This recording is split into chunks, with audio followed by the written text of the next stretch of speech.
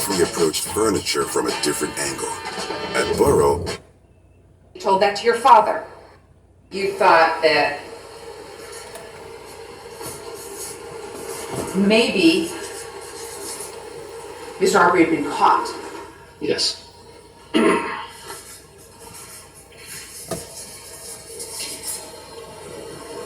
And then you said that you thought maybe he was trying to get away from the police. Yes, sir. But you hadn't heard any sirens or anything in the neighborhood. Not yet, no, ma'am.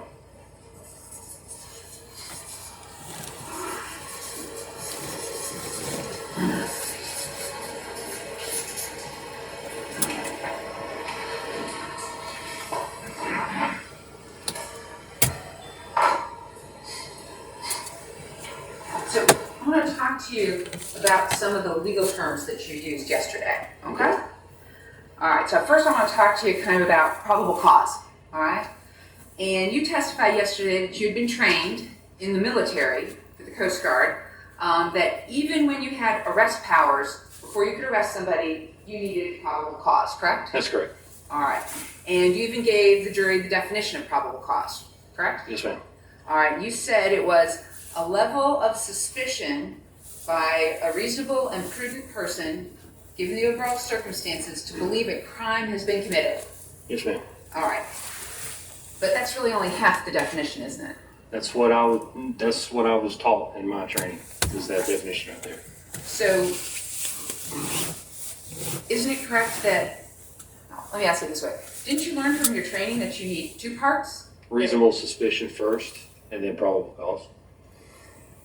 So, isn't it true from your training that you need two parts of probable cause? You need probable cause that a crime has actually been committed, and that the person you're arresting is the one who committed the crime. That would be correct. All right. But you left out the second part, that you actually have to have probable cause that the person you're arresting is actually the one committing the crime. That makes sense. I mean, that was the person that I assumed that was committing the crime. That was the probable cause was him.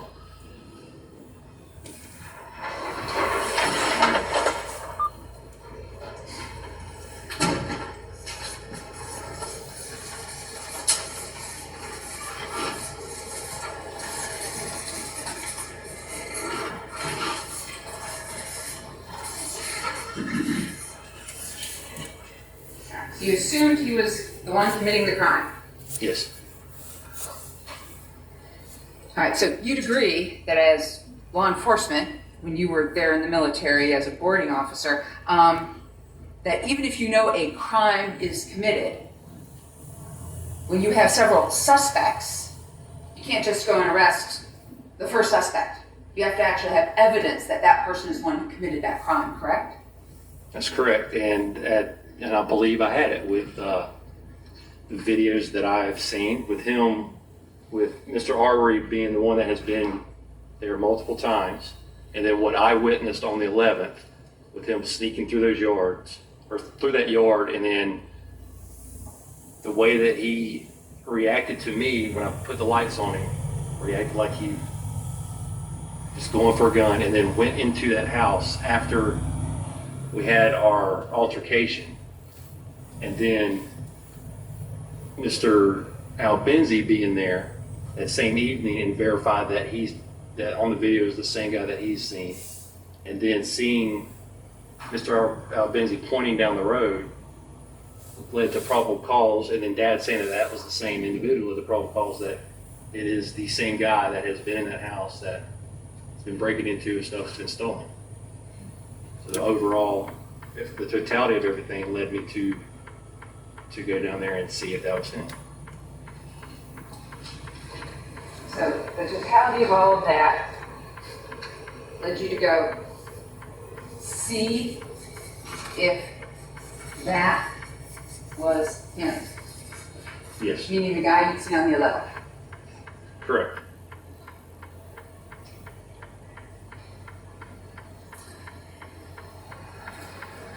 All right, so you used the word totality of the circumstances a whole bunch here, haven't you? Yes, I guess. Yes. All right. So let's go ahead and back up for a second. You had your gun stolen, correct? I did. January 1st, 2020. Yes, ma'am. And you had a suspect in mind for that theft of that gun, correct? Yes, when I got the videos from Ms. Perez, Diego, looking through, there was a truck that came through that I haven't seen in the neighborhood before. And after looking at the truck, I thought it might have been some teenagers that I would see on that part of the county. And it turned out that it was a neighbor on the other side, and that was as far as I went with that. Who's David Sorrells? I have no idea. Really? Yes, ma'am. He's not a Facebook friend of yours? I believe.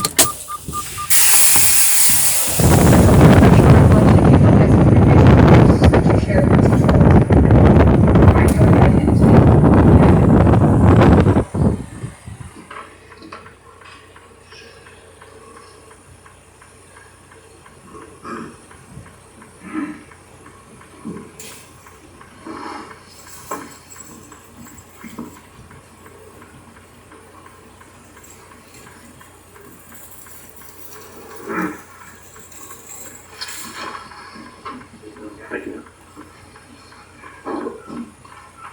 I'm sorry, you're still here. Yeah.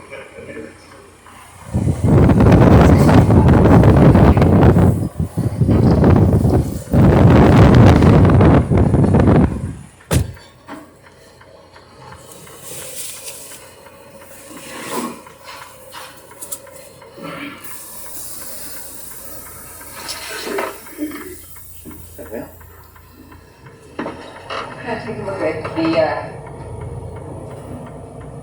yellow highlighted part.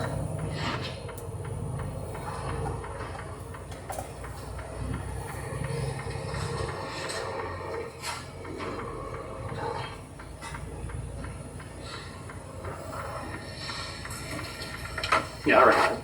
All right. Do you know who David Sorrells is? I do not. All right. He must have been on the neighborhood page. I do remember the message now, and I believe he must have saw it on the neighborhood Facebook page. All right. So on January 1st, he says he's sorry about your gun being stolen out of your car. Is that right? Yes, that's what he wrote. All right. And then you indicated that you had a pretty good feeling about who stole it, Yes, ma'am. and you found out where he lived. Is that correct? Yes. And you'd been watching him for several days. Yes. That was not Mr. Arbery. No, that was the truck I was telling you about. And you then indicated that this may be the same individual who's been causing trouble in the neighborhood. Yes, ma'am. Okay. But that's not Mr. Arbery. No, ma'am. So why, in your written statement, 2 hours after the homicide, do you put down the very first sentence? On January 1st of 2020, approximately between 9 and 10:30, I had my vehicle broken into and my Smith & Wesson gun stolen out of my truck. Because I was aware of things of burglaries and vehicles being broken into the neighborhood, and then on top of seeing what I saw on the 11th, that there are things being broken into. I was under concern that Mr. Arbery could be a suspect in this, or he could not be. But like I said prior, he is the one that I have seen, and he is the one that has been in that house several times. So of course I'm thinking he's a suspect. But I don't know if it was him or the other people that they've seen or if I've heard of.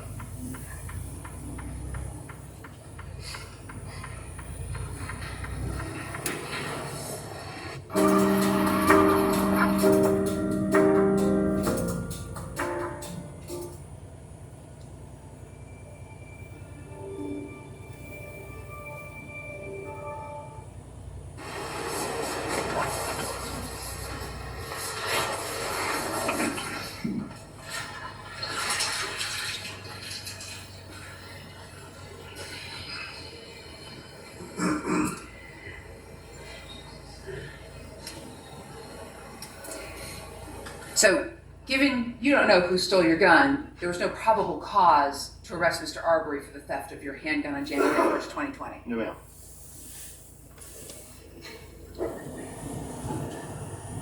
You also didn't know who had stolen the items out of the boat Mr. Larry English's boat, did you? No, but I had a probability. I was thinking that the probability of who was doing that was the one that continued to go into this house and has been caught in this house several times, which was Mr. Owen. But you had no evidence he'd ever taken anything off of Mr. English's boat. Other than that, there's been stuff stolen out of that house, and that he has been in that house several times. So you have stolen items on the boat. And you got that from your mom. Yes. And then you got him inside the construction site, right? Inside 220. Yes, ma'am. And at the point in time, on February 23rd, you knew about October 25th, Yes. November 18th, Yes. and February 11th. Yes.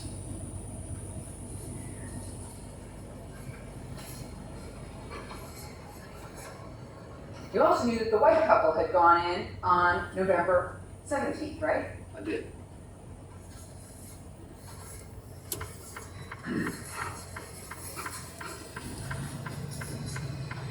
You also knew that there was a shady-looking guy under the bridge, correct? I did.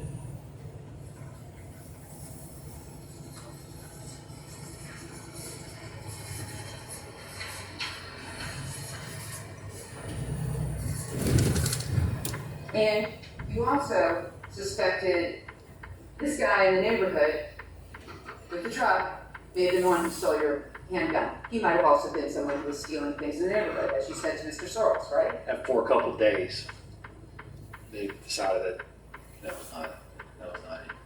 Or was not the person that had the truck, but I thought it was a different truck, so that's not. Is that Rob Way? I don't know who Rob Lloyd is.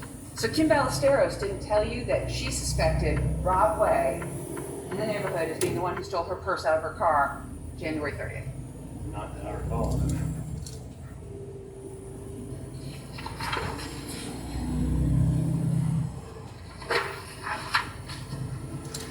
And you're telling this jury that your mother never told you that Larry English suspected his contractors.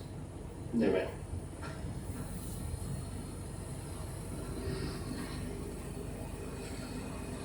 All right, so about February 11th, I want to make sure yesterday, when you testified, did you testify that Mr. Arbery actually came toward you and started lifting up his shirt? Yes, ma'am. Okay, but you never said that before to anyone, did you? I put it in the statement. The statement, your handwritten statement? The written statement, I believe I did.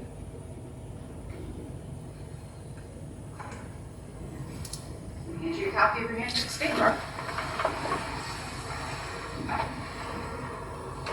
Sorry, that part.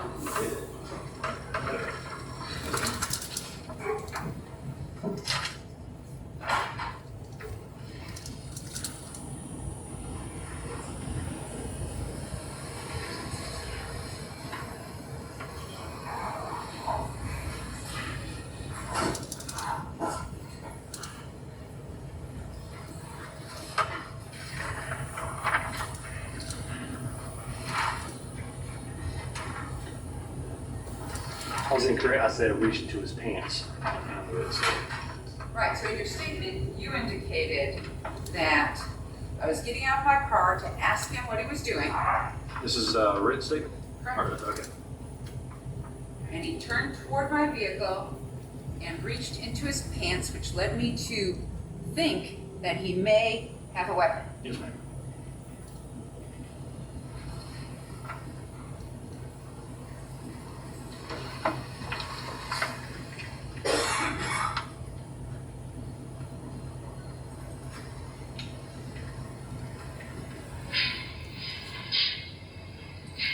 Reached like that to his pants?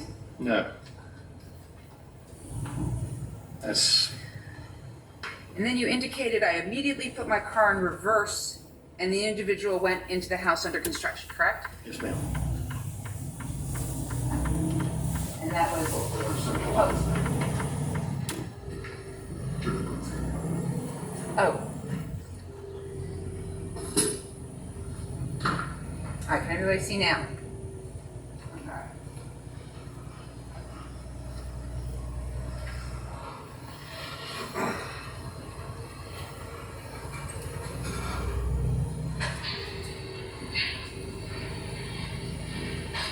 And that was the publishing of State's Exhibit 120, the video clip entitled Video MP4.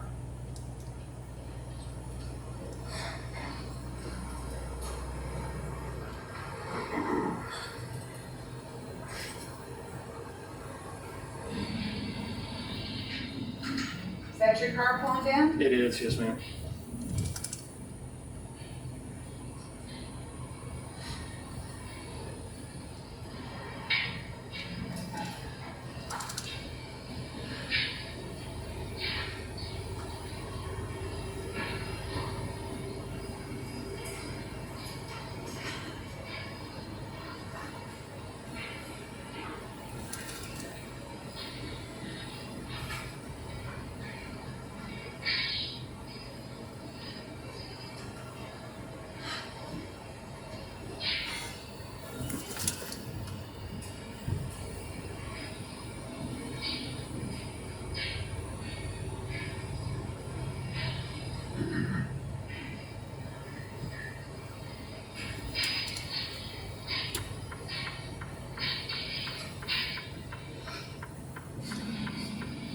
Now right here,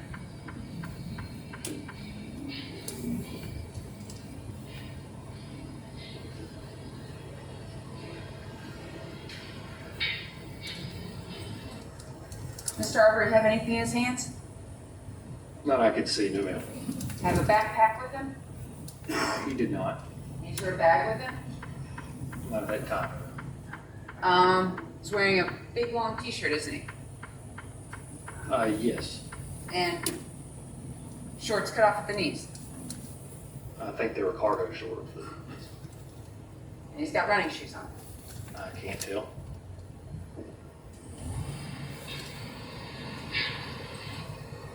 You see the Nike logo swoosh in the reflection? No, ma'am.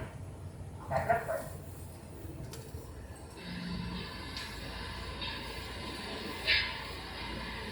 See it then? No, ma'am.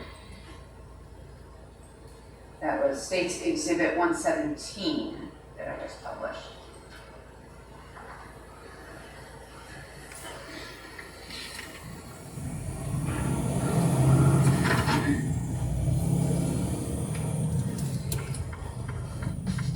Holidays never tasted so refreshing. York peppermint snowflakes.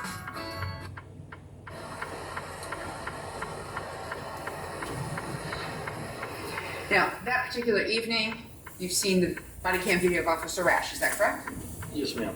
And Officer Rash told you and told your father that Larry English said Mr. Arbery had never taken or stolen anything from the open unsecured construction site. Is that correct? I understand was never saw him take anything from there. Yes, ma'am. Never saw anything taken. Okay. And Larry English actually had never had anything stolen from the open unsecured construction site. Yes, he had stuff stolen out of his boat that was inside that house. Yes, ma'am. But you didn't investigate that crime as a law enforcement officer, correct? No, ma'am. Because you weren't a law enforcement officer, were you? That's correct. All right. And your father wasn't a law enforcement officer either. He was not. Okay. So you're basing your probable cause on something that was rumor that your mother told you about things being stolen off the boat. I was basing it on the 11th of seeing him in there again and hearing that the stuff was stolen off that boat, and then hearing it from the other neighbors, and then from seeing on the 11th. So yes, it happened, and then seeing him come in multiple times, and then everything that followed up on the 23rd. Yes, that's. You were here when Officer Rash testified, is that right? Okay, and you heard Officer Rash, under cross-examination, answer the defense attorney's question about if Mr. Larry English had filed a police report about items stolen off of his boat, correct? Yes. Okay, and he said the officer assigned would have investigated it, right? Yes. All right? And that means interviewing Larry English, correct? Yes. And so an officer who's investigating the theft of items off the boat would have found out from Larry English that the boat had been moved back and forth to Douglas, correct?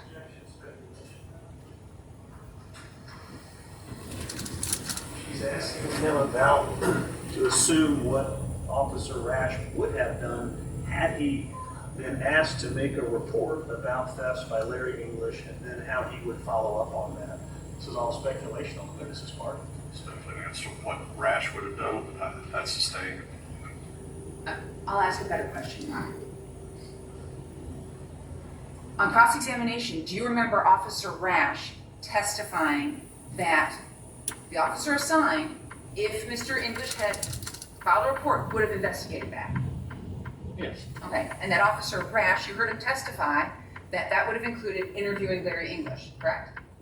Yes. All right, and you heard Larry English testify that the boat had been moved back and forth between Douglas, correct?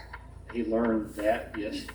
Well, he didn't learn that, he knew it. He moved the boat back and forth, right? You talking about Rash or English? Is object. I'm not sure what the relevance is about asking him what he heard people testify in court that he didn't know with his own personal knowledge on particular dates. Hearing what people later come and testify about in court is asking him to comment on the testimony before the jury. It doesn't seem to be a relevant inquiry. What he did and what he knew at those particular times, I think, sure. But what they testify about in court and how that may change his thoughts about dates in the past doesn't appear to be relevant. It's overruled. Go ahead. Okay. And you heard Larry English testify that he suspected his subcontractors? Yes? That, That Larry English suspected his subcontractors of having stolen the items off of his boat. You heard him testify to that. here, yes, ma'am. Okay, and you heard him testify that he told that to Officer Rash. Yes. And you heard Officer Rash testify that he told that to your father. Yes.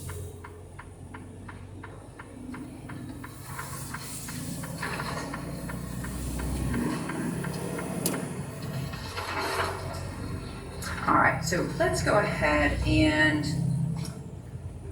talk about what was happening on February 23rd, 2020.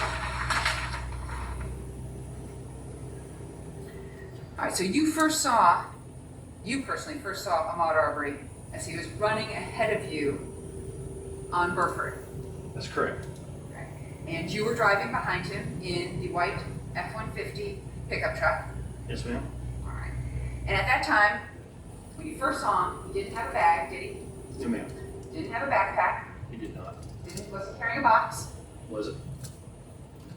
And you could see his hands as he ran. Yes. Okay. And you could see that he was wearing the cargo shorts and the t-shirt. Yes, ma'am. And you didn't know who he was. I mean, you didn't know him personally. I didn't know him personally. No, ma'am. Okay. You didn't know his name. No, ma'am. Didn't know anything about him. Nothing. He didn't know you. Not that I'm aware of. You just knew that he was the guy who was on video at the open unsecured construction site. And that I saw on the 11th. And at this point in time, when you first see him on Burford, he's not reaching into his pockets. Run, no, ma'am. Not running, no, ma'am. And he never yelled at you guys, No, ma'am. never threatened you at all, No, ma'am. Not never brandished any weapons. His answer. Yeah, he did not threaten me verbally. No, ma'am. All right.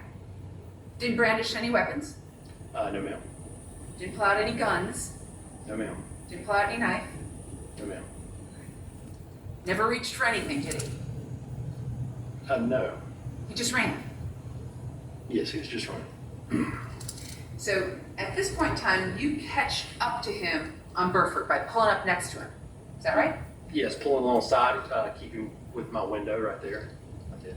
So as he's running down the street, say this is the street, he's on this side of the road, consistent with someone driving forward, or is he on that side of the road looking at oncoming traffic? Oncoming traffic. So he's Yes. on the side for oncoming traffic. That's correct. All right, so you pull up next to him. Is that right? Yes. You startled him. No. Are you a mind reader? I'm not, but I could see his actions, the way that he didn't veer, he didn't run off. I came up to him slowly, just like I would anybody else, and I've never startled anybody doing that before, anybody walking or jogging or running. I've never had anybody become startled on that, so How many- why would we? Sorry, I didn't mean to cut you off. How many times have you pulled up on strangers that you don't know next to them with a pickup truck to ask them what they're doing in your neighborhood? I don't think I have in that situation, but I have pulled up on people that are running behind, coming up behind them. But I mean, if you could be startled from somebody coming up behind you, is one thing or the other. You can tell if somebody is, but I didn't startle him.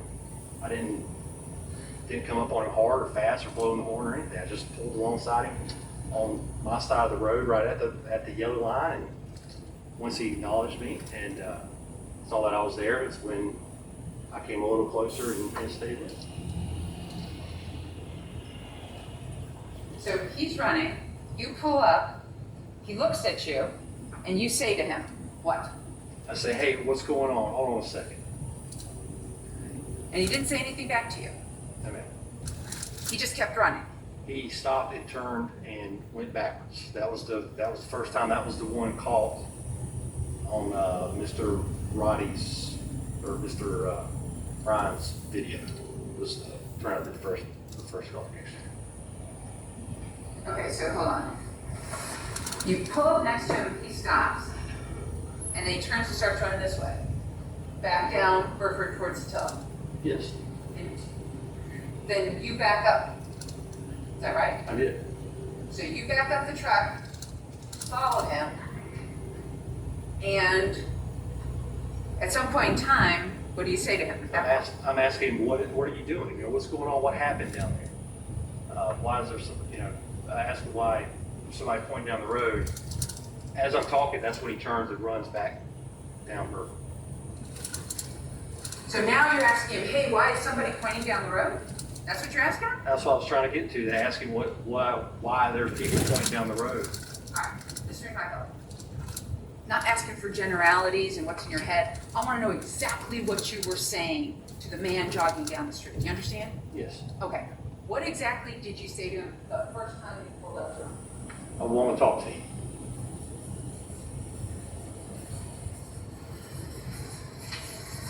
And he turned and ran. He stopped, turned, and then went the other direction. And that was an indication to you that he didn't want to talk to you. Yes. That was an indication he was not going to stop for you. Yes. Okay. And at that point in time, you chose to put your truck in reverse and back up at him. Back up along with him. So he's trying to get away from you, doesn't want to stop, doesn't want to talk, and you're backing up to go along with him. That's correct.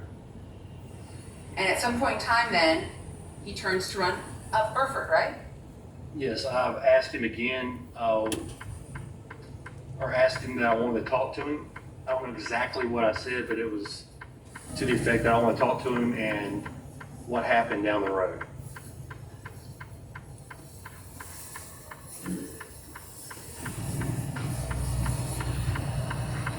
You have just had a breakthrough. Wow. This doctor's unconventional. Are you comfortable with me cursing in our session? Please.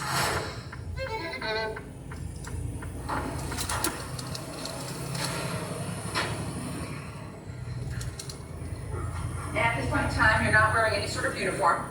No, ma'am. You're not in a marked patrol car. I'm not. You don't have any badges on your sleeves. I do not.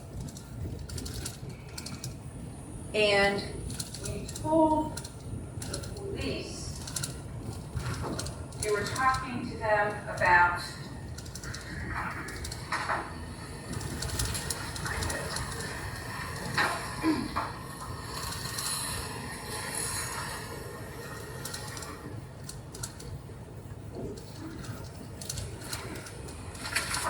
make sure I get this right. you remember telling the police? So I pull up to him and say, hey, you know what's going on? He's running, he won't stop. I said, that's him, stop right there. I'm at the bottom of page 8, top of page 9. Stop right there, stop where you're at. Do you remember telling the police that that's what you said? This is what's on here, yes ma'am. You want me to read it? I'm just asking you if that's what you said. You said, what's going on? You won't stop. I said, that's it. Stop right there. Stop where you're at.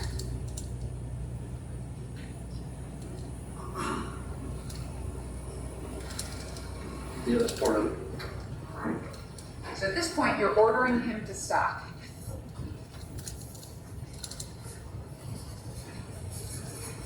Is that correct? I wouldn't say ordered. I was asking him. Like nicely and politely, please, sir, stop. At first, it was not police or sergeant. Hey, could you stop? Please, yes, stop for a second. Stop for a second. My voice inflection and tone. I was trying to keep the situation calm. And this is at the time that he's already decided that he doesn't want anything to do with you and has run back down Burford towards Attila. Yes. And then we see what happens in the night owl video. Is that right? Is that what happens next? No, right? Yes. Yes, around that time.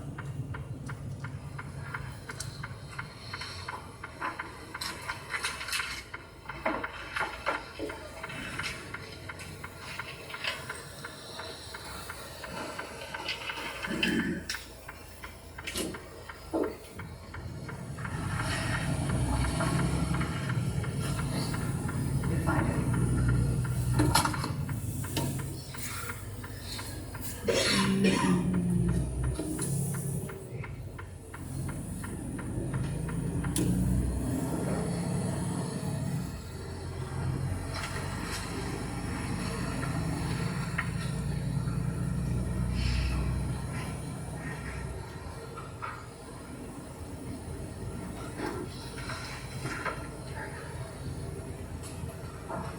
What's my evidence number? Look. Okay, I know what the evidence number is. I can't find that out on the thing. I know it's there.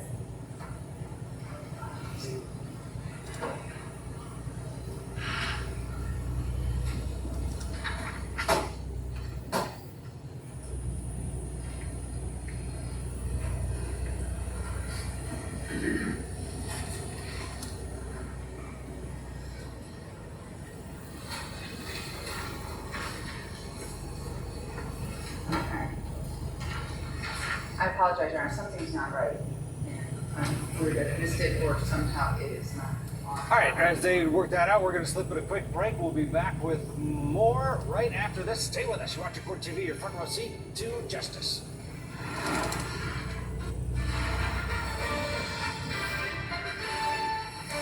Welcome back to Court TV Live. I'm Ted Rollins, live in Kenosha, Wisconsin, where the jury deliberating the fate of Kyle Rittenhouse will be back to work within minutes here at the courthouse behind me. But right now, we want to get you to the courthouse in Glenn County, Georgia, where Travis McMichael continues to undergo cross-examination. Yes, it's right at the corner of that house or lot right there. The last open area. Right here. No, ma'am. Right there. Yes. All right. And so you chase him down here, and at this point in time, you cut him off. No, ma'am. I'm alongside him and ask him to stop. I want to talk to him. And then after I asked him, I want to talk to you. I want to talk to you. Hey, hold on a second. Is when he finally stopped and was like, okay, now we can talk. We can see what's going on. And then as soon as I said, the cops are coming, after he didn't respond to me or talk to me, and I said, hey, the police are coming. Stay right here. That's when he turned and ran in the other direction. You'd agree with me when I say that you never, ever told the Glenn County Police Department or in your written statement that you said to Mr. Arbery, the police are coming. I don't know if I did or not. If it's not on there, then I didn't say it, but I could have missed it. From everything that was happening and write it down, and 2 hours later, I might have missed it, but on the assumption that they do that, because I was still under the impression that my dad has called the police, so I'm under the impression that the cops are coming.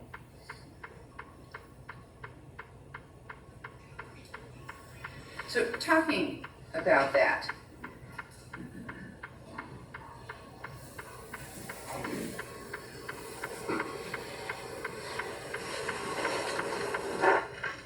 I'm going to have you take a look at page number 9.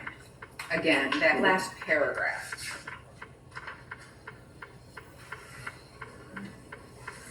So, in your statement to Detective El-Hewie, only a couple hours after the homicide of Ahmaud Arbery, you basically say he goes around the corner, comes back, he's, man, something's not right here. I tell him to stop, grab the gun out of the truck. I say, hey, stop. He runs back.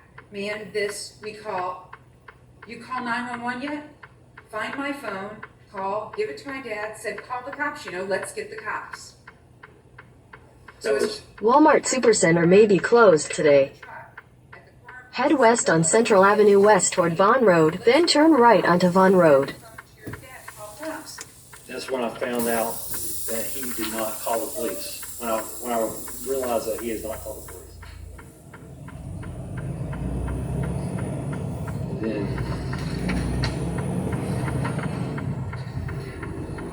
take the next right onto Vaughn Road.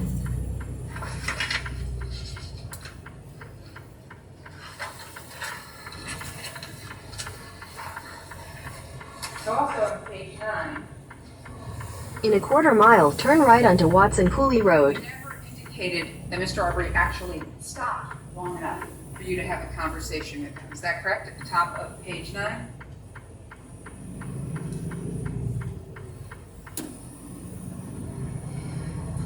Yes, I do. I said, he's running, he won't stop. I said, that's him. Stop right there. Stop where you're at. Call the cops, I'm assuming, or what I'm saying there is, I told him that I called the cops. There he is. He starts acting funny, and then he takes off running. So he was stopped. If he takes off running, then he was stopped at the point. Do you remember yesterday telling this jury that that's what you said to your dad? Call the cops, there he is? Do you remember telling Take the next right onto Watson Cooley Road. Call the cops. There he is. He starts acting funny. He takes off running. I believe I said, have you called the cops yet? And then on this here is what I mentioned to the police in the interview. And reading this and knowing how I was all over the place when I was giving that statement. This is In 1,000 feet, turn right onto Northwest Bypass. But you agree, nowhere in here do you say that Mr. Arbery actually stopped. You said, stop right there, stop right where you're at, and he takes off running. takes off running. So nowhere in here do you indicate to Detective El-Hewie that he stopped long enough for you to say, the police are on their way, and that that's why he took off running. Nowhere in here, nowhere in your written statement is that indicated. In those terms, saying it in that verbatim, I did not. But looking at this and how I was... Take the second right onto Northwest Bypass. Still under the impact of what happened a couple hours after this, just 2 hours after the shooting. And then seeing how I was talking, under stress, nervous, scared. I know what I was talking about here, and that's what I was talking about. Call the cops, Stop where you're at, call the cops. I'm probably choppy trying to talk to them, being nervous and saying... Continue on Northwest Bypass for half a mile. If you're running, I want you to continue running. He takes off running. I think that's what I was talking about there. What were you nervous about while giving the statement? I just killed a man. I had blood on me still. It was the most traumatic event of my life. I was scared to death. I mean, it was the most traumatic event of my life. I don't know anybody who wouldn't be scared or stressed or terrified or anything. I mean, it was horrible. I'm talking about In a quarter mile, continue straight to stay on Northwest Bypass. Right? No. I gave them a statement. I mean, if I would have... Somebody, you don't think you're going to jail. That's what you're saying. I was going through an investigation. I was following an investigation. So Continue straight to stay on Northwest Bypass. Officer Duggan's body cam, correct? A very strange day is coming to America. In short, a massive Continue on Northwest Bypass for 3/4 of a mile.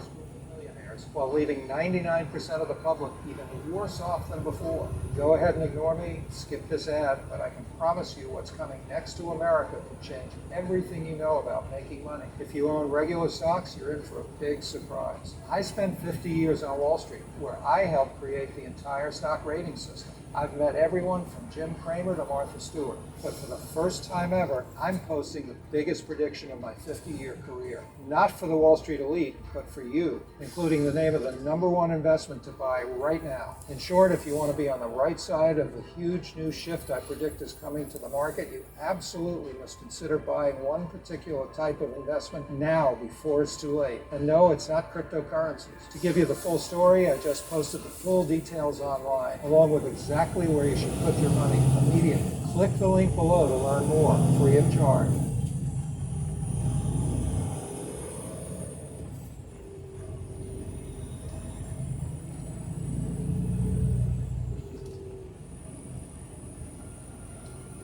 CSATS is an AI-driven surgical data management platform that provides consistent and objective expert feedback and clinical analytics, fueling surgical skill improvement. With CSATS, you can efficiently capture and store your surgical videos for future review, reflection, and In a 1/4 mile, turn left onto 3rd Street Northwest. record, save, and send your videos to our HIPAA-compliant, high-trust CSF certified platform. CSATS also offers feedback, insights, and analytics related to a surgeon's skills and technique. View a personalized and private dashboard. Track your performance. Receive unbiased Turn left onto 3rd Street Northwest. within your specialty and view in-depth analytics on technical skills. CSATS facilitates personalized learning and sharing. Access thousands of videos in our academy. Watch and learn from expert case studies. Compare your videos with others. And connect with an online community of peers to exchange insights and ideas.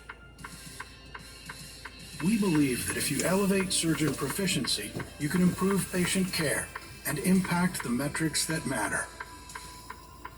Harness the power of learning, analytics, feedback, and an exclusive surgeon community with CSATS.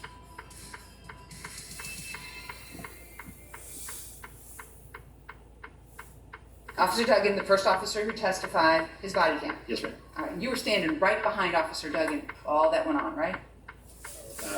Yeah, I guess, yes, ma'am. Okay. So you just shot Mr. Arbery 3 times with a shotgun, correct? Correct. He's dead on the scene, correct? Correct. He's unarmed, correct? He was. All right.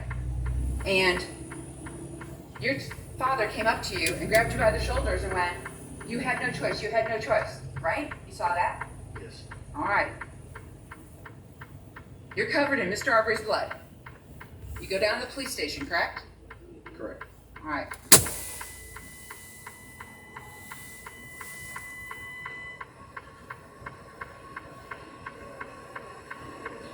Any idea what I can? No.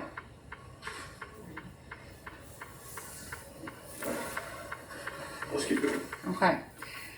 And at that point, you're in the safety of the police department giving your statement, correct? Yes. All right. You've got all the time in the world, correct? Yes. All right. And Detective El-Hewie hasn't threatened you, No.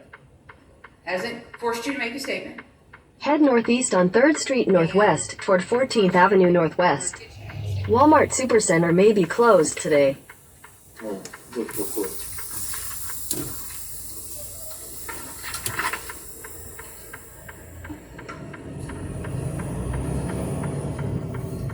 He did not.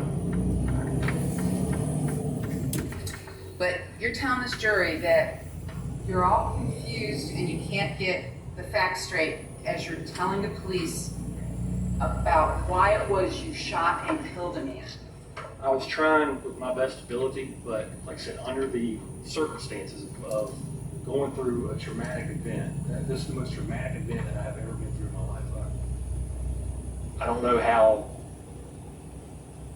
I've never been through a situation like that, so the reaction, trying to go through and trying to be as factual and as detailed as I could, and then looking through the transcript being scattered as it was, I could tell that obviously I failed attempting to try as best I could.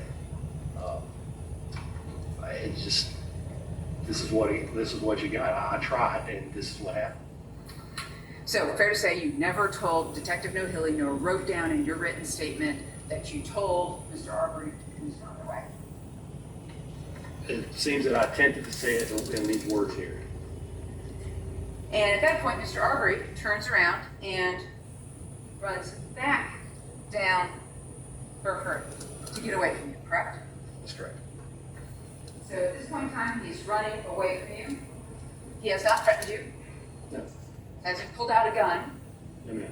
Hasn't pulled out a knife. Did not. Still arms at his sides. That's correct. And he's trying to get away from you. And I was letting him run away, yes, ma'am. You were letting him run away. That's correct.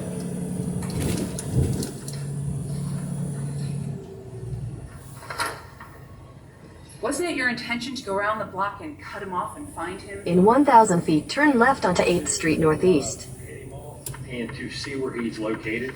That was my intention, yes, ma'am. But you could have stopped right there and not done anything, right?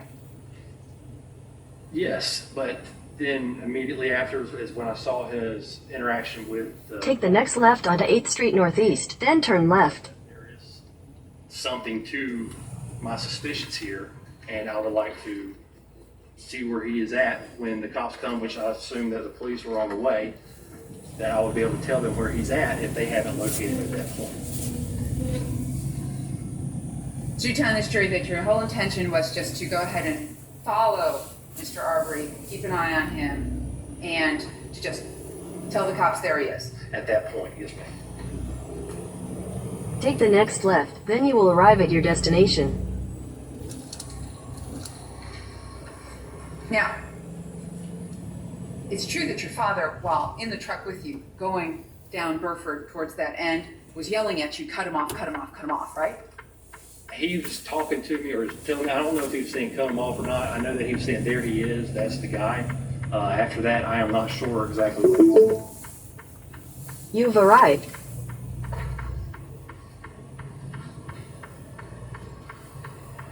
And at this point, you're still yelling at Mr. Arbery to stop at the end of Burford. I was not yelling at him on Burford.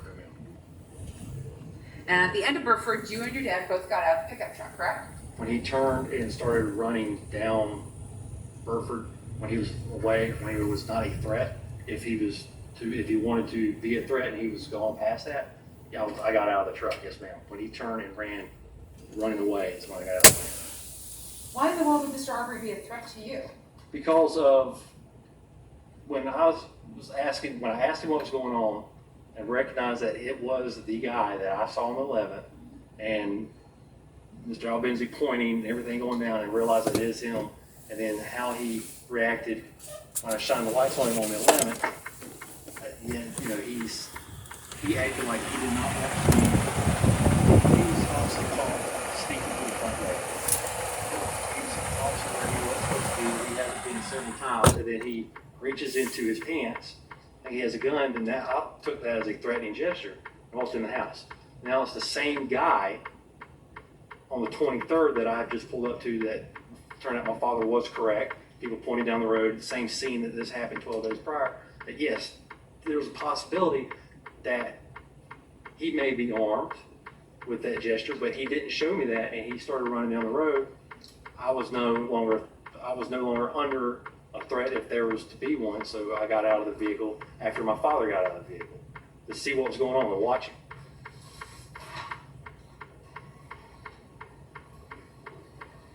So when you first pulled up to him, very first time, you confirmed it was him, right? You testified under oath to this jury that I'm not going to chase or investigate someone who is armed, right? Sure.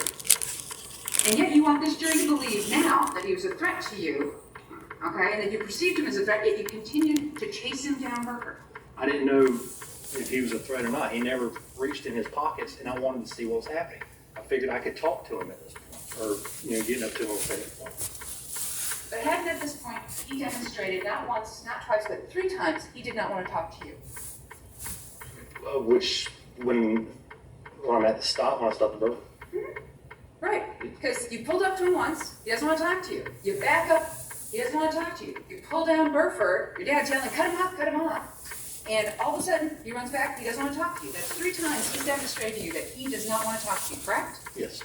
He's also demonstrated he's no threat to you. He hasn't pulled out a gun. That's correct. He hasn't said one word to you.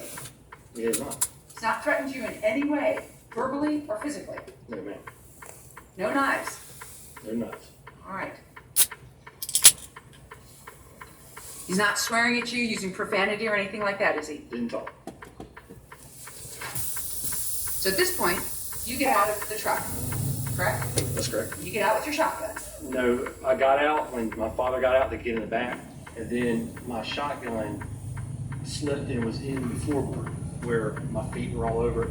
Once I'm out of the vehicle, it was safe to, I'm not going to reach out, wasn't going to grab it while Mr. Arbery was right there. There's no reason for it. He's run off. I'm on the side of the truck, so at that point, I grabbed the shotgun out of the floorboard and put it back on the seat. Your dad gets out with his .357 Magnum, correct? I didn't know if he had it on him or not. I knew he had it, but I didn't see it. He didn't have it in his hand. So he didn't have it in his hand because he ran about 10 yards down the road after Mr. Arbery. He didn't run down the road after Mr. Arbery.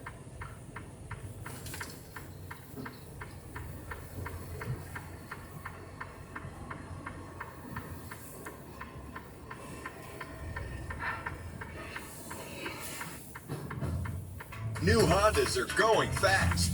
So if you want one, hurry to your Honda dealer and get yours before someone else does. Now's your chance. See your Western Washington Honda dealer today.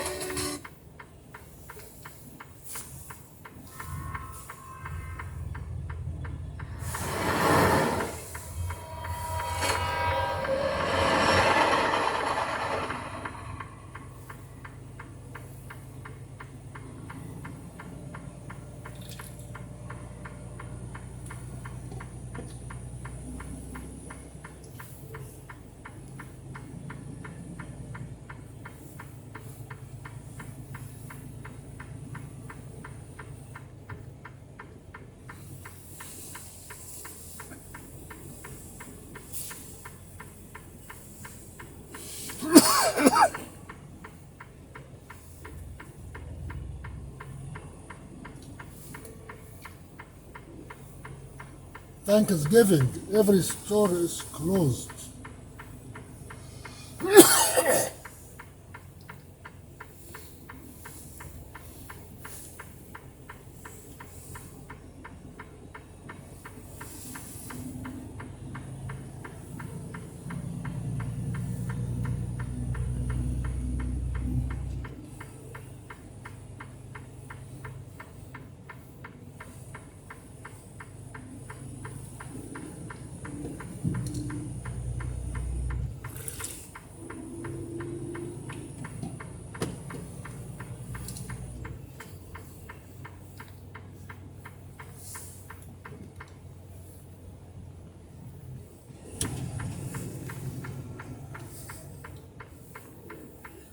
We are in Great Falls, Montana. 200 years after Lewis and Clark arrived here to find how to get to the Columbia River from the Missouri River.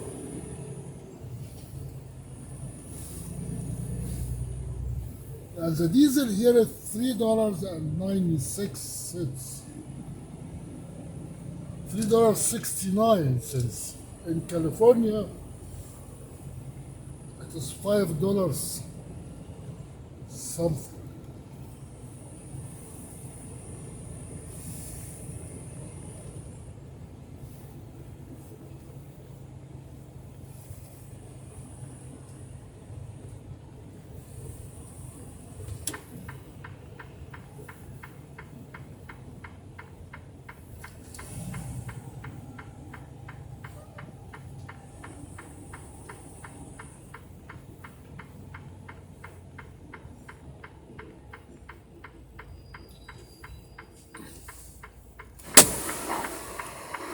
a lot of birds in the sky. Of course, if you cannot find birds here, where else can you find birds? At this point, you see Mr. Bryan pull out in his black GMC truck to try and run Mr. Arbery off the road. No, ma'am. I saw, after I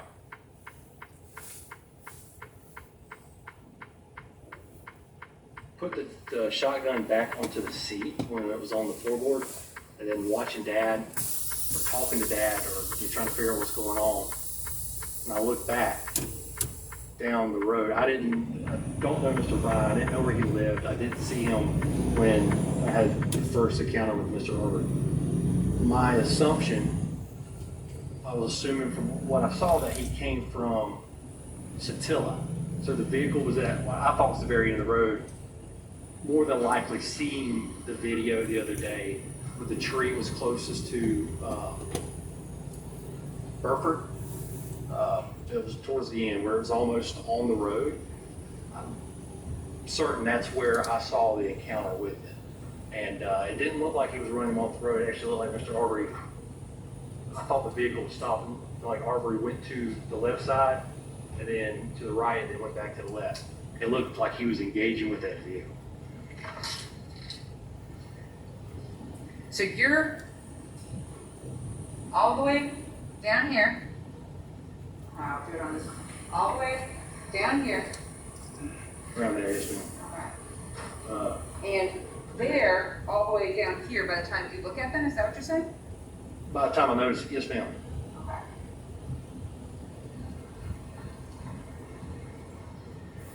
And you want this jury to believe that you thought Mr. Arbery was the one engaging in this black vehicle, not that the black vehicle was trying to hit him or run him off the road. Well, the question you want this jury to believe, I think that's an improper form of the question. I think ask him questions and he can answer, but to insinuate that he has some motive for the jury to believe is It's cross-examination. Good. Thank you. So you want this jury to believe that it's Mr. Arbery who's the aggressor with the black truck, not that the black truck's the one trying to run him off the road to help you. I didn't see the truck trying to run him off the road. What I saw down there, what I saw was the vehicle looked to be at a stop and Mr. Arbery was engaged in the vehicle. And then Mr. Arbery was able to get away from the black vehicle. He ran past the vehicle.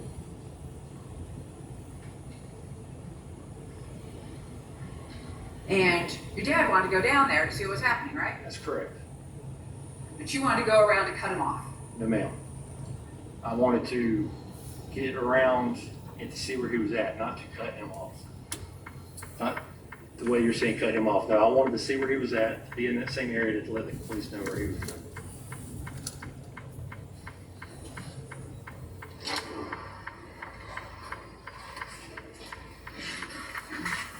I have you take a look at page 24, middle of the page.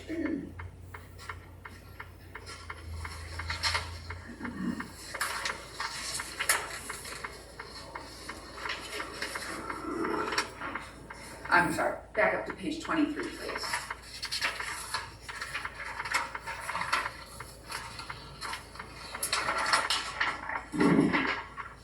Take a look at page 23.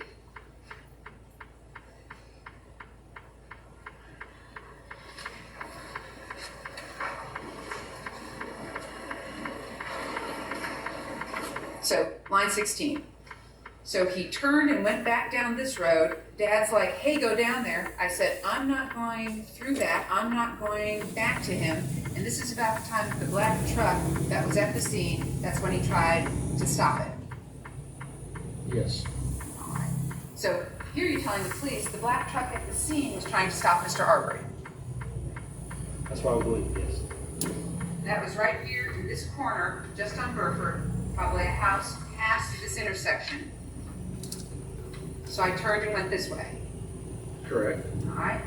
And then he came down, came around, came down Holmes Drive. He was right there. I said, good. We'll have a chance to stop him now. Correct? Yes. All right. and then the black truck's right there. I was over here. Hey, stop, stop. Well, he's running up the road, and I seen him coming. Do you remember that? Yes, ma'am. All right. So you came around Holmes, and you were a few houses down when you encountered Mr. Arbery and yelled at him once again, stop, stop. Is that right? I think I had it wrong on here. Like I said, once I was bouncing back and forth, trying to explain everything that happened, that I misspoke on there. I don't know where I would say to stop, stop. Where was it that I said stop? Came around, came down Holmes Drive. He was right there. I said, good, we probably will have a chance to stop him now. Black truck's right there. I was over here, hey, stop, stop. Well, he was running down the road. I seen him come. So yeah, that was at the end of Holmes, right on the other side of the dog lane. All right, well, do you notice how it says, that's your Philly right after it says, which way is he running? And you said he's coming up this way, and where are you at this time? I came around and turned off this road. I'm not really sure how far I was a few houses down. So you're a few houses down. He's asking you specifically, when did you say, hey, stop, stop? I was a few houses down, correct? Yeah, on here, that's correct. All right. And you also got out of your truck at that time, a few houses down on Holmes Drive, correct? On here is what I said, but I don't believe that's what happened. I believe I've misspoke or had it wrong or had it mixed up to when I stopped at the end of Holmes. But you also wrote it down in your written statement. Take a look at your written statement. That's about 2/3 of the way down. On page 2.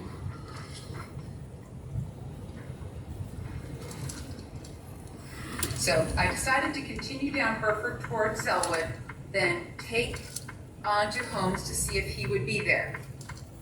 Is that right? You see that line? Yes. Okay. And then it said, then you wrote, I made it halfway down and seen the individual turn and run back the way he came, then turn back toward me when the black GMC Chevy turned onto the road. That's correct. That was at the end of Satilla. Well, you said I got out of my truck and told him to stop, which he didn't. I got back into my truck and stopped just short of the stop sign on Holmes facing Satilla. So you had actually stopped, got out of your truck, told him to stop, which he didn't, then got back in your truck, then pulled down to Satilla and Holmes. After everything cooled off, where I stopped, and I don't recall if I got out or not. I think I had this mixed with when I finally pulled up. Both times where I said I stopped and got out, I was seeing when I stopped and saw Mr. Arbery and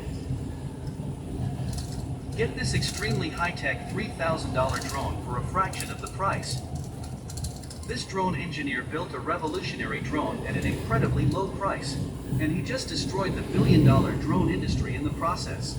With a unique premium drone that's already available for under $100. And at this rate, this tiny American company will be the biggest drone brand by 2024. Thomas Rull used to work for a well-known drone company and was head of the research and development department where they designed premium drones with cutting-edge technology. But after the company got merged, a new board of directors took over and everything changed. Huge budget cuts left the company unable to pay for the development of new drones. They wanted to outsource everything to China. After Thomas's plea for more resources fell on deaf ears, he decided to take matters into his own hands. Blessed with a gift for engineering and years of experience in the drone industry, Thomas built a high-tech drone with an HD camera for only a fraction of the price, and brought the drone with him on his next nature trip. He sent it into the air and couldn't believe his eyes when he saw the footage. In a matter of seconds, it was flying smoothly, and he could take ultra-sharp HD images. Thomas wanted to help people across America to get the same flying experience at an affordable price. So he approached investors to raise funding for his drone project. He was given $3 million to bring his new product to market.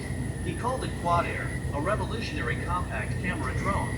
It uses the newest camera technology and gimbal stabilizer for ultra-smooth shots. Thanks to his patented technology and easy-to-use controller, the drone can be flown by anyone without crashing. This means you'll be able to fly and make videos instantly out of the box, all in high definition, with the highest precision and without shaky images. You don't need any technical knowledge or flight experience to use it. Just unbox, turn it on, and fly. It's that easy. And guess what? It's 6 times cheaper than the average premium camera drone. Quad Air will stabilize your flight automatically, so you'll get smoother hovering to keep the camera steady. It uses some clever programming tricks that anticipate your flight behavior and make the drone easy to steer. So it's easy to take off, land, and do tricks. And in case of a crash, this drone won't break easily. It is built with durable materials and can withstand impacts from great heights. This quick demonstration flight shows the abilities of the Quad Air. Quad Air works right out of the box. No complicated setup or manual. It's instantly flyable, no matter your experience level. And thanks to its high-definition camera, the footage is crystal clear. Way more steady than other drones in the same price range. With Quad Air, you can easily capture events in a unique way and make spectacular videos with friends and family during your travels, vlogs, and special events. Thomas created the Quad Air so that people can finally enjoy all the fun aspects of flying a drone without having to worry about the steep learning curve or technical aspects. Quad Air sold out in 15 minutes when he launched it online. The factory just made more, and we managed to get our hands on one. It arrived within 3 days of ordering, and when I flew it right out of the box, I was blown away. Within a minute, I was up in the air, flying and recording beautiful shots of my surroundings. People all around the world are choosing the more affordable Quad Air over expensive brands, and are saving a lot of money while the Quad Air... The black truck coming at me. We were on homes just short of where the shooting occurred. I probably yelled stop at him, but then once they passed me is when I pulled up a couple more feet and decided to stay where I was at. That's what I was speaking about here.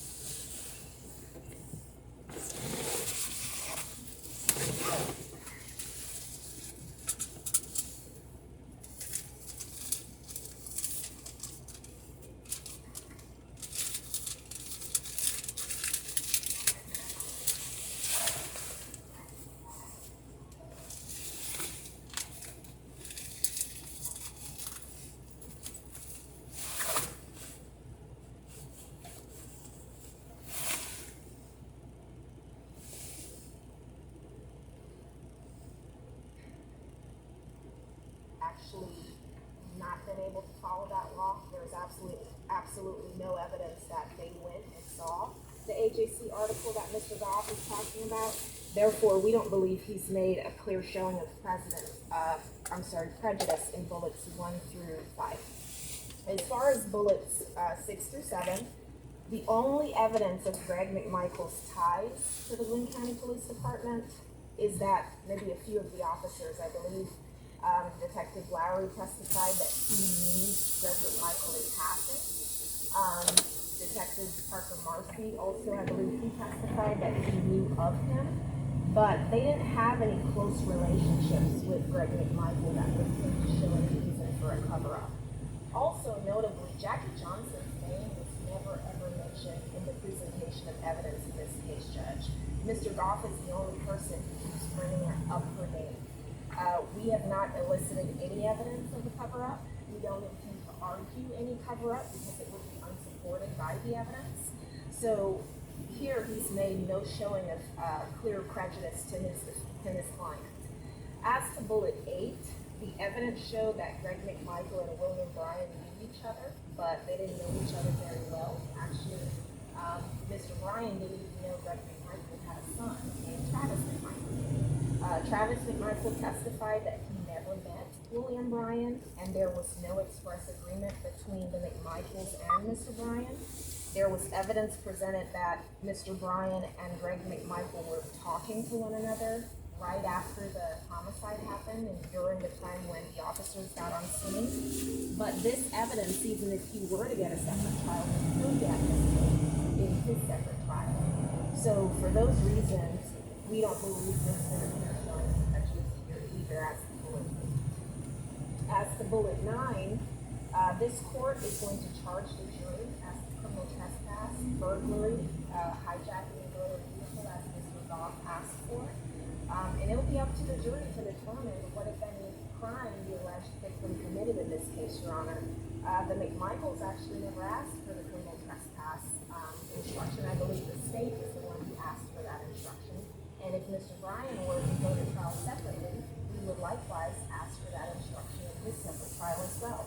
So, given that, we don't believe a severance is necessary here. Regarding the different accounts from Travis McMichael and William Bryan, Travis McMichael's testimony, we would argue, actually helps Mr. Bryan, because he got up there and said he saw Mr. Bryan being attacked by the victim, his car being attacked by the victim, and then he also said, hey, there was no conspiracy between us. We did not have an express agreement. So rather than hurt his client, we believe that Travis McMichael's testimony actually helps his client. For those reasons, Judge, we don't believe clear prejudice has been shown here. As far as bullets 10 through 11 are concerned, I want to point the court to Strozier v. State. It's 277 Georgia 78. It's a 2003 case. There, the defendant asserted that the evidence against the co-defendant was so overwhelming compared to the amount of evidence against him that it had a spillover effect on the jury. Essentially, that's what Mr. Goff is arguing here. And the court there held that, quote, the fact that the evidence as to one of the two co-defendants is stronger does not demand a finding that the denial of severance motion is an abuse of discretion, where there is evidence showing that the defendants acted in concert. And here, the state's theory of the case is that all these defendants acted as parties to the crime. So we believe that based on the holding in Strozier v. State, that no severance is warranted here either. As to the final bullet points, bullets 12 through 14, I want to direct the court to Swain v. State, 275 Georgia 150. It's a 2002 case, where the defendant argued that the fact that the jury was jointly selected with the co-defendant denied him his right to a fair and impartial jury. And in this regard, he argued that the jury was not fair and impartial because a jury chosen by two defendants would be different from a jury chosen by one defendant. And there the court held that the mere fact that a jury chosen by two defendants would differ from a jury chosen by one defendant does not deny a defendant a fair and impartial jury. If it did, then joint trials would effectively be prohibited, as a joint trial would deny a defendant a fair and impartial jury under the defendant's rationale, since defendants are required to share peremptory strikes in selecting the jury. So, Judge, just to sum up, no showing of antagonistic defenses, no showing that spillover effect would prejudice Mr. Bryan to the point where it would be a denial of the process. So we ask the court to deny the motion as separate. All right, the grounds for covering the written motion. I would note that in response to the McMichael's request to remove the charge ICE did on duty to inquire, we would go ahead and withdraw that charge on our own. That would resolve the issue. I hope that will satisfy the McMichael defendants. I guess sometimes people don't want help. All right, let me look at it.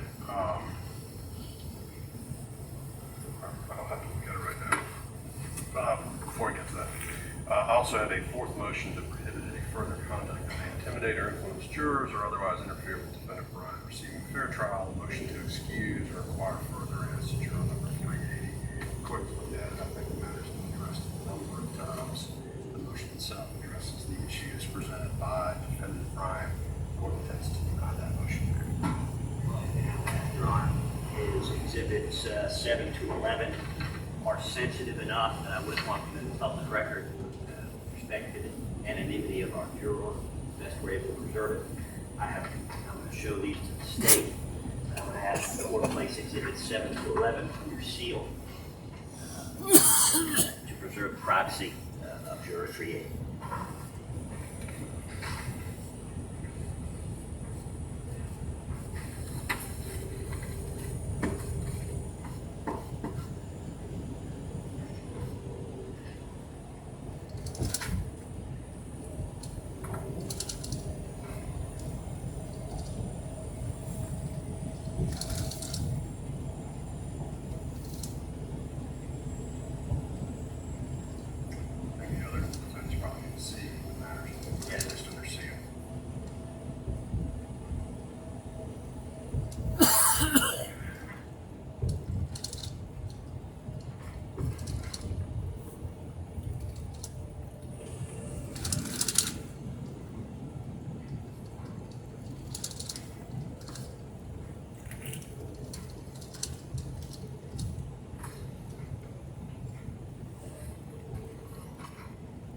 Get this extremely high-tech $3,000 drone for a fraction of the price.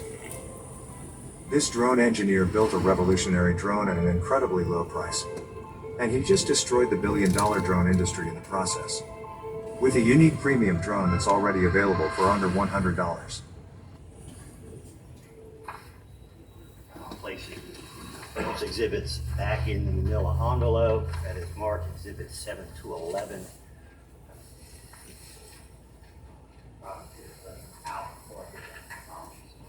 Tom, you're just going to attach them to the back side of the motion. Yes, sir. I'm going to go ahead and put a sealing order on there. I understand the state has no objection to sealing these. I guess I should take a minute to do that.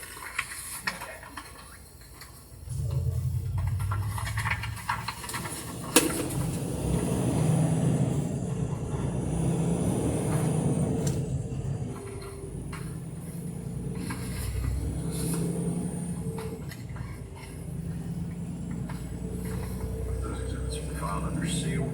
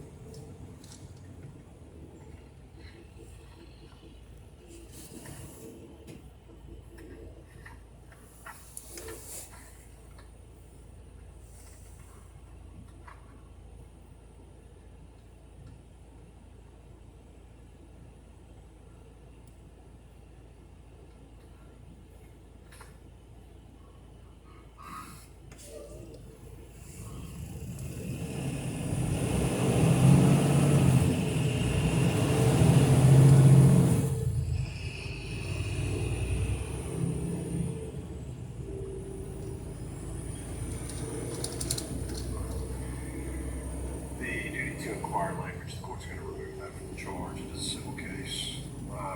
Research also went over some additional language in there that probably, if we start getting into it. So what I also have is, in addition to that language, which was specifically requested by the defendant Brian, some additional language could also be that the defendant's not necessarily required to verify the information if it appears to be reliable, but it goes on from there. So I think with that language in there and it being primarily based on a civil case, I'm going to go ahead and remove it. I don't think it's necessary for this charge. So that is the only change the court is making from the draft charge. That again is the citizen's arrest duty to inquire on page 16. Those, that one sentence is being removed.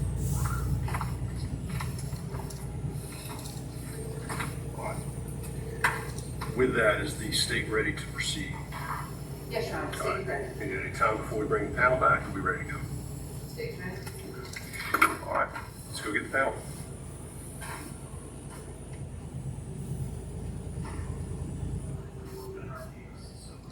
Done. We'll just need 10 minutes to set up and take the jury out, bring it back in.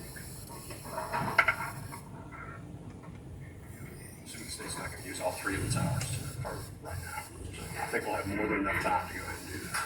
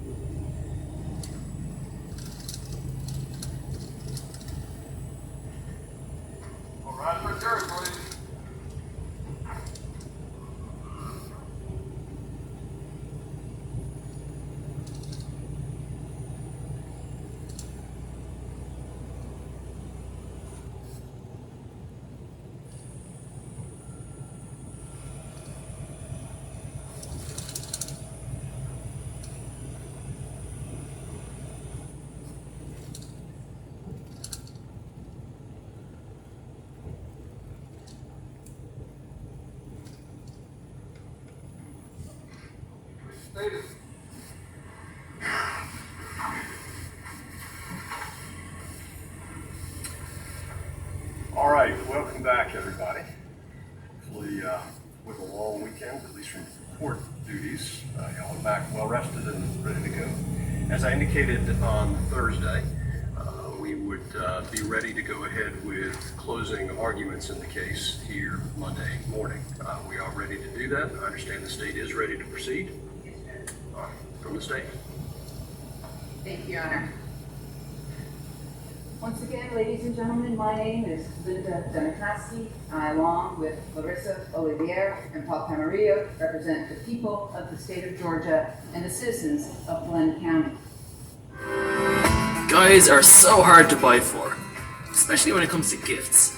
At Swanky Badger, we make it super easy to find the perfect gift every time. The most popular product that we have is our personalized wallet. It's something you can carry with you every day. And if you've got a special message from someone you love, it makes you feel a certain way every time you open it. Hey guys, so I gave my husband this wallet this morning, and it's a personalized wallet. It's made.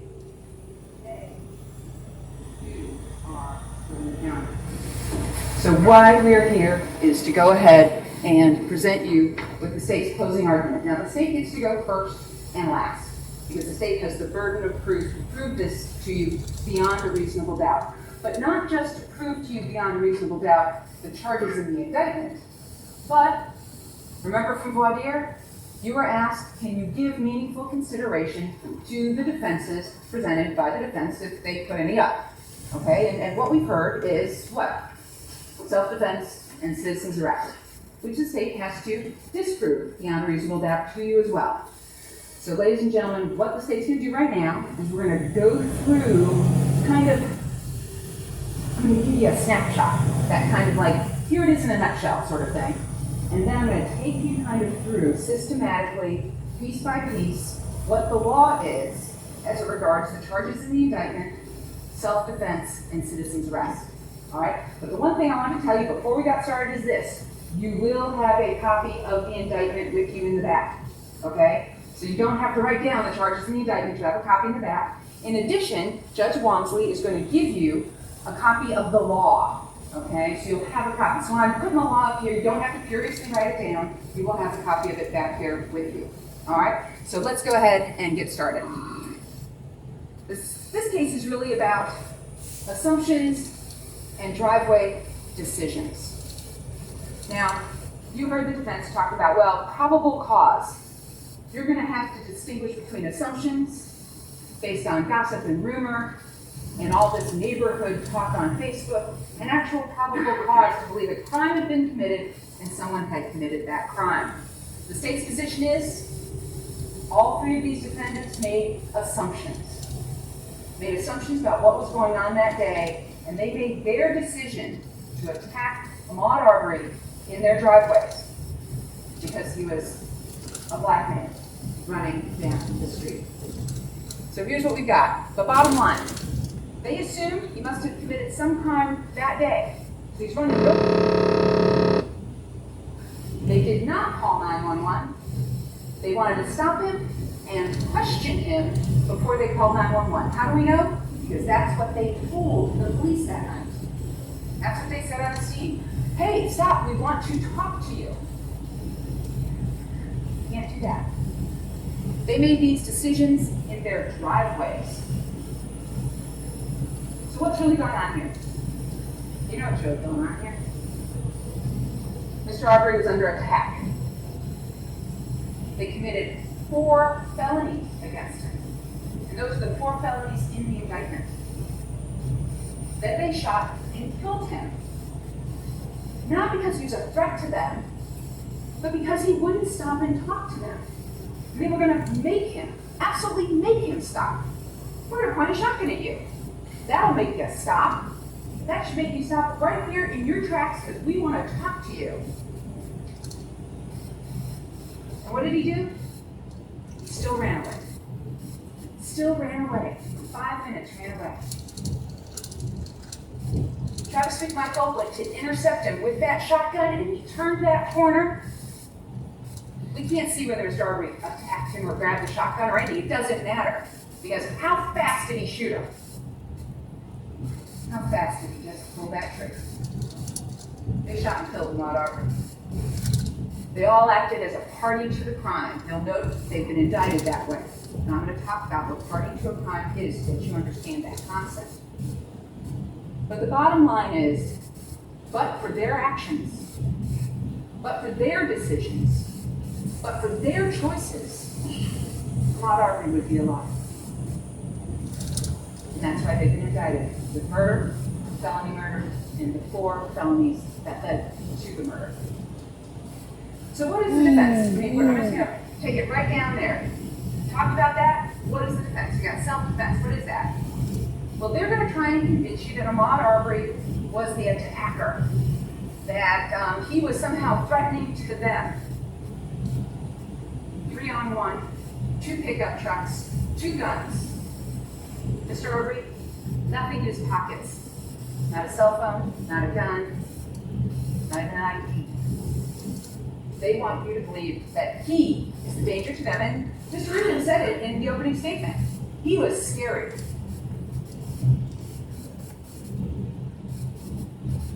So, here's the thing. They're going to try to claim that they were justified in their actions. Okay? Because here's the thing, ladies and gentlemen. You cannot claim self-defense under certain circumstances. You can't. You don't get to say I was acting in self-defense, and there's 3 of them, and it's the law. This isn't just something made up. There's 3 of them in the law, okay? If you are the initial unjustified aggressor, you don't get to claim self-defense. If you're committing a felony against somebody, you don't get to claim self-defense. And the third one is if you provoke somebody so that they defend themselves against you. And then you go, oh, look, he attacked me first. But you really were the one who was provoking the attack on yourself. You don't claim self-defense.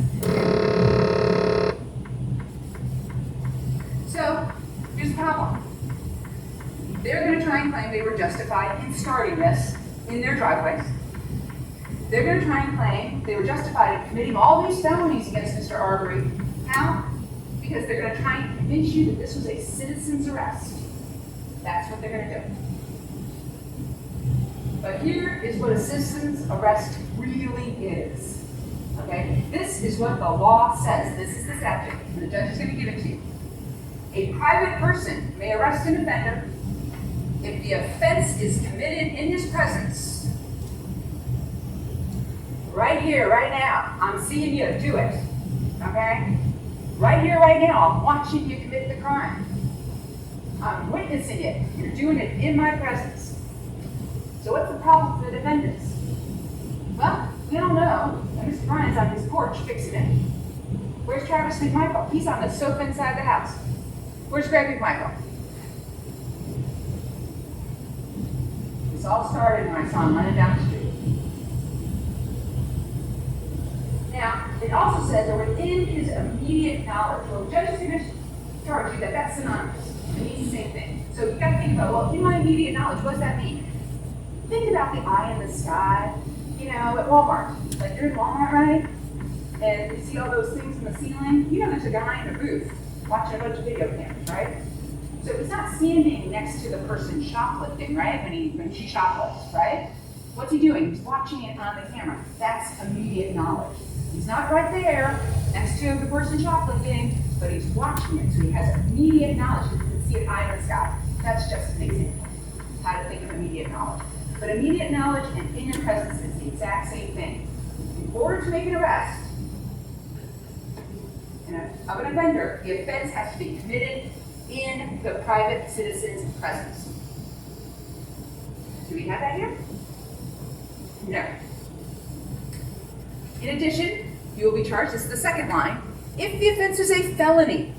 So once again, the offense has to be a felony. The judge is going to charge you. Criminal trespass and loitering in crowd are misdemeanors. Okay? I'm going to pause right now. I'm going to ask you to read the criminal trespass thing. In order to be a criminal trespasser, you have to enter on the property with the intent to do an unlawful act, or somebody has to have told you you can't come back here, like Larry English or his representative. Well, Mr. Arbery was never told, don't come back here. You're not allowed. This is private property. He was never told, so he doesn't fall under criminal trespass. Now, I don't want you guys to make the mistake of thinking that we're endorsing, kind of, or not acknowledging what Mr. Arbery was doing. I mean, let's get real. All right, what was Mr. Arbery doing? He's going on to somebody else's private property. Yeah.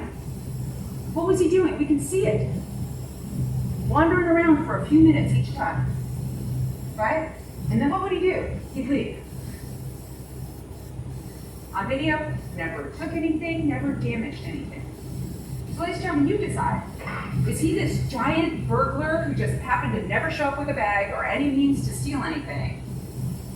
Alright? Or is he a looky-loo? Yeah, a looky-loo who's going in there at night and shouldn't be doing that. I mean, we all know this, okay? But it's trespass. It's a misdemeanor.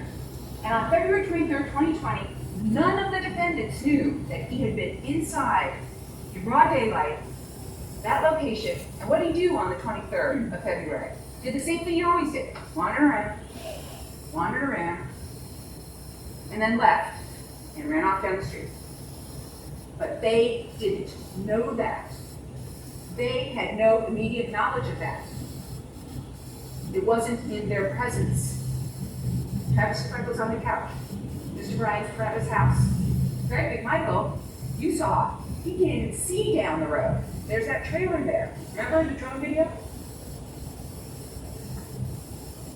Citizen's arrest. This was not the citizen's arrest. Not present when any crime was committed. The suggestion that Ahmaud committed a crime is based on what? Not immediate knowledge, speculation. speculation. How do we know? Because the defendant's own words to the police. That's how we know. Wanting to question Ahmad demonstrates uncertainty. Hey, where are you coming from? They don't know where he's coming from. What are you doing? They don't know what he's doing. Remember, Mr. Bryan? Heard, what'd you steal? Okay? They don't know what he's done. They don't know why he's out there running. They don't have immediate knowledge. They have no knowledge. They have speculation because he's running down the street. Wanting to question Ahmad demonstrates a lack of immediate knowledge, which is required under the citizen's arrest law. Because it's required, that means this was not a lawful citizen's arrest. Remember what Greg McMichael said? Did this guy break into this house today? I don't know. But hey, law enforcement officers, I'm sure he must have committed some crime today, so why don't you go out and figure out what crime it was that he must have committed today? Why do they think he must have committed something? Because he's running down the street. He might have gone into somebody's house. Pure speculation. And after he's lying there dead, Greg McMichael's there telling the police, hey, why didn't you investigate? So I'm sure he committed some crime today. That's not a citizen's arrest. Not legitimate at all. So what are you going to hear? The state is misstating the citizen's arrest law repeatedly in this section of its argument. And I'd like the court to instruct the jury that the law will come to the court. This is not an accurate statement of it. The court is going to charge the jury on the law, and as indicated, you'll have a copy of that charge with you to review during your deliberations.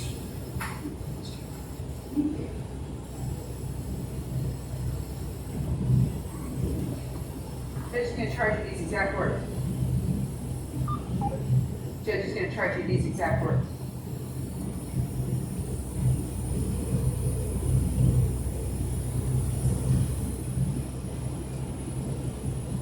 So what are you going to hear?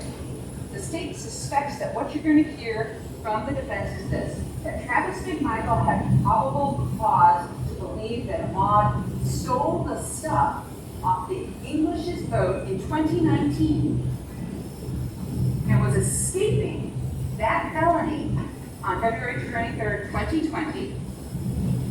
Not really sure how you escape on February 23rd, 2020 from a crime supposedly committed on some unknown date in 2019 that Travis McMichael's mom told him about.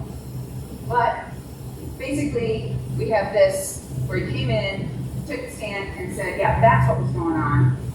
So I was going to go ahead and arrest him for this. Here's the problem. This is completely made up for trial because no one anywhere at any time ever mentioned Larry English's boat. Never on February 23rd, 2020. Travis McMichael had 2 hours and 45 minutes to talk to the police. He was given an hour to write a 3-page statement. An hour to write it down. Never, ever, ever once said anything about this. So what can you go ahead and assume? A year and 9 months later. Completely made up for trial. All right, so simply put, ladies and gentlemen, if you determine that this was not a citizen's arrest, this is not legitimate, he had no probable cause, you can't do this based on the law, then guess what? They're not justified in killing him. They're not justified in any of the felonies they committed against him. Not a citizen's arrest. Therefore, you're not justified. You're the initial aggressor. You're committing felonies. Self-defense. And that gets us to the charges in the indictment. So that's what we're looking at here. Based on that, at that point, you may find yourself guilty of all the charges in the indictment. All right, ladies and gentlemen, that was the snapshot view of what I think you're probably going to hear from the defense and what the state's position is on that. So now we're going to do